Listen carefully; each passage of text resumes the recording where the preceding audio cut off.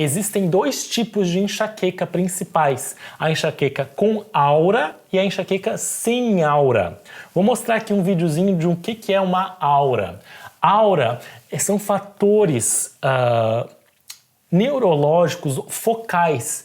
Geralmente, 90% dos casos são esses tipos de aura oculares, onde o paciente vai perdendo a visão. É como se fosse criando uma visão turva, embaçada. Às vezes tem pontos focais de luz, de brilho, tá? Como vocês viram nesse vídeo aqui.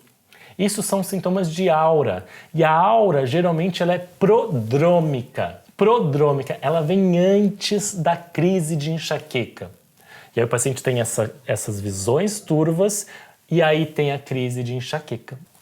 Essas condições são a enxaqueca com aura. E tem também a enxaqueca, obviamente, que não tem isso, que é sem aura.